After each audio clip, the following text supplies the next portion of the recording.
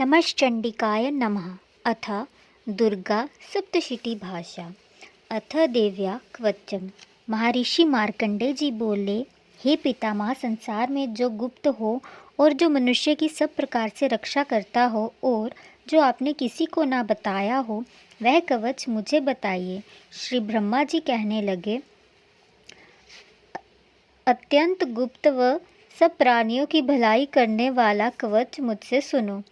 प्रथम शैलपुत्री, दूसरी ब्रह्मचारिणी, तीसरी चंद्रघंटा, चौथी कुष्मांडा, पांचवी स्कंद माता, छठी कात्यायनी, सातवीं कालरात्रि, आठवीं महागौरी, नौवीं सिद्धिदात्री। यह देवी की 9 मूर्तियाँ और यह नव दुर्गा कहलाती हैं।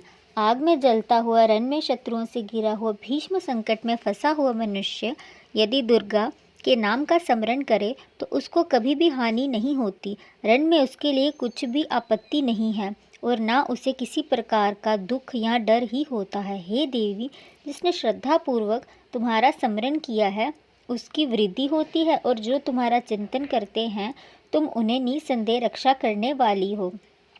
चामुंडा प्रेत पर, वाराही भैंस पर, रौद्री हाथी पर, वैष्णवी गरुड़ पर आसन जमाती हैं। महेश्वरी बैल पर, कुमारी मोर पर और हाथ में कमल लिए हुए विष्णु प्रिया लक्ष्मी जी कमल के आसन पर विराजती हैं। बैल पर बैठी हुई ईश्वरी देवी ने श्वेत रूप धारण कर रखा है और सब प्रकार के आभूषणों से विभूषित ब्राह्मी देवी हंस पर बैठती है और इस प्रकार सब देवियाँ सब प्रकार के योगों से युक्त और अनेक प्रकार के रत्न धारण किए हुए हैं। भक्तों की रक्षा के लिए संपूर्ण देवियां रथ में बैठी तथा क्रोध से भरी हुई देखती हैं तथा चक्र, गदा, शक्ति, हल और मूसल, खेटक और तोमर, परशु और पाश, बाला और त्रिशूल एवं उत्तम शारंग आदि शस्त्रों को दैत्यों के नाश के लिए और भक्तों की रक्षा के लिए धारण किए हुए हैं। हे महारौद्री, अत्यंत गौर पराक्रम, महान बल और महा उत्साह वाली देवी, तुमको मैं नमस्कार करता हूँ। हे देवी, तुम्हारा दर्शन दुर्लभ है तथा आप शत्रुओं के भय को बढ़ाने वाली हैं। हे जगदम्बिके, मेरी रक्षा करो। पूर्व दिशा में इंद्री देवी मेरी रक्षा करे। अग्निकोण में अग्नि शक्ति, दक्षिण में वाराही देवी, नैऋत्य कोण में खड्गधारिणी देवी मेरी रक्षा करे। वारुणी, पश्चिम दिशा में वायु कोण में मृगवाहिनी, उत्तर में कौमारी, ईशान में शूलधारिणी देवी मेरी रक्षा करे। ब्रह्माणी, ऊपर की ओर मेरी रक्षा करे और वैष्णवी देवी नीचे की ओर मेरी रक्षा करे और सभी प्रकार शव पर बैठी चामुंडा देवी दसों दिशाओं में मेरी रक्षा करे। जया देवी आगे, विजया देवी पीछे की ओर मेरी रक्षा करे। अजिता बाईं और अपराजिता दाहिनी ओर मेरी रक्षा करे। उद्योतनी देवी शिखा की रक्षा करे तथा उमा शिर में स्थित होकर मेरी रक्षा करे। इसी प्रकार मस्तक में मालाधारी देवी मेरी रक्षा करे और यशस्विनी देवी मेरी बाहों का संरक्षण करे। बाहों के मध्य में त्रिनेत्रा, नथुनों में यमघंटा देवी रक्षा करे। नेत्रों के मध्य में शंखिनी देवी और द्वारवासिनी देवी कानों की रक्षा करे। कपोलों की कालिका देवी और कानों के मूल की रक्षा शांकरी देवी करे। सुगंधा नासिका में, चर्चिका ऊपर के होंठों में, अमृत कला नीचे के होंठों की सरस्वती देवी जीव की रक्षा करे। कुमारी देवी दांतों की और चंडिका कंठ प्रदेश की रक्षा करे। चित्रघंटा गले की और महामाया तालु की रक्षा करे। कामाक्षी ठोडी की, सर्वमंगला वाणी की, भद्रकाली गर्दन की और धनुर्धारी पीठ के मेरुदंड की रक्षा करे। कंठ के बाहरी भाग की नीलग्रीवा और कंठ की नली की नलकुवरी रक्षा करे। दोनों कंधों की खड़िगनी और वज्रधारिणी मेरी दोनों बाहों की रक्षा करे। दंडिनी मेरे हाथों की और अंबिका देवी समस्त उंगलियों की रक्षा करे। सुलेश्वरी मेरी नखों की, कुलेश्वरी देवी मेरे कुक्षी की रक्षा करे। महादेवी दोनों स्तनों की, शोक विनाशिनी मन की रक्षा करे। ललिता देवी हृदय की, शूलधारिणी उदर की रक्षा करे। कामिनी देवी नाभि की, गुदेश्वरी देवी गुहेश्वरी देवी गुहे प्रदेश की रक्षा करे। पूतना और कामिका लिंग की, महिषवाहिनी गुधा की रक्षा करे। संपूर्ण इच्छाओं को पूर्ण करने वाली महाबला देवी दोनों जंघाओं की रक्षा करे। विंध्यवासिनी दोनों घुटनों की और तेजसी देवी मेरे पाँवों की पृष्ठभाग की, श्रीधरी पाँवों की उंगलियों की, स्थलवासिनी तालुओं की, दृष्टा करालिनी नखों की, ऊर्ध्वकेशिनी केशों की, भागेश्वरी देवी वाणी की, रोमावली के छिद्रों की, कोवेरी त्वचा की भागेश्वरी देवी रक्षा करे। पार्वती देवी रक्त की, मज्जा वस्सा हड्डी मांस की रक्षा करे। काल रात्रि आंतों की रक्षा करे। मुक्तेश्वरी पित्त की, पद्मावती कमलकोश की, चूड़ामणि कफ की रक्षा करे। ज्वालामुखी नसों के जल की रक्षा करे। अभेदा देवी शरीर के सब जोड़ों की रक्षा करे।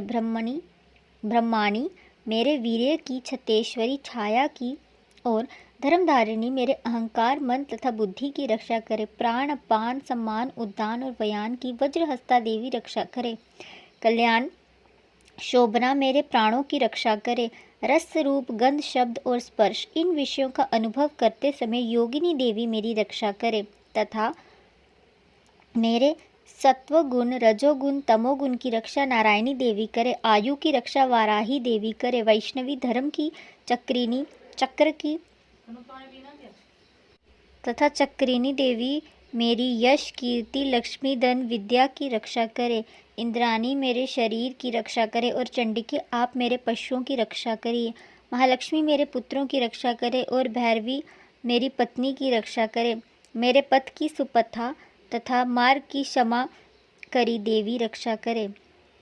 राजा के दरबार में महालक्ष्मी तथा सर्व ओर व्याप्त रहने वाली विजया देवी चारों ओर से मेरी रक्षा करे। जो स्थान रक्षा से रहित हो, कवच में रह गया हो, उसकी पापों का नाश करने वाली जयंती देवी रक्षा करे। अपना शुभ चाहने वाले मनुष्य को बिना कवच के बिना एक पग भी कहीं नहीं जाना चाहिए, क्योंकि कवच रखने वाला मनुष्य जहाँ जहाँ भी जाता है वहाँ वहाँ उससे अवश्य धन का लाभ होता है और विजय प्राप्त होती है। वह जिस अभिष्ट वस्तु की इच्छा करता है वह उसको इस कवच के प्रभाव से अवश्य मिलती है और इसी संसार में वह महाऐश्वर्य को प्राप्त होता है। कवचधारी मनुष्य निर्भय होता है, वह तीनों लोकों में माननीय होता है। देवी का यह कवच देवताओं के लिए भी कठिन है।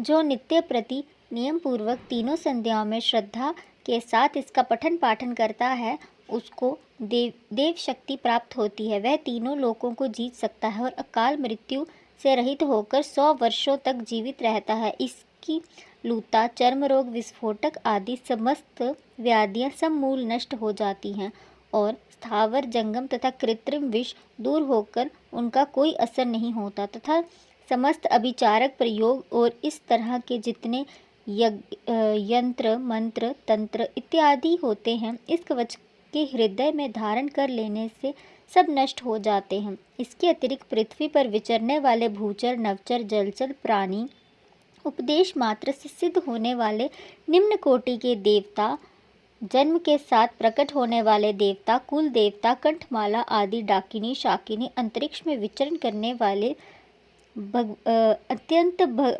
बलवती भयानक डाकिनियाँ, ग्रह भूत यक्ष गंधर्व राक्षस ब्रह्म राक्षस वेताल कुष्मांड और भैरव आदि अनिष्टकारक देवता भी उस मनुष्य को जिसने कि अपने हृदय में यह कवच को धारण किया हो देखते ही भाग जाते हैं और इस कवच का धारण करने से मान और तेज बढ़ता है। जो मनुष्य इस कवच का पाठ करके इसके पश्चात सप्तशती चंडी का पाठ करता है उसका यश जगत में विख्यात होता है और जब तक वन पर्वत और कानन आदि भूमंडल में स्थित हैं तब तक यहाँ पुत्र पौत्रादि संतान परंपरा बनी रहती है।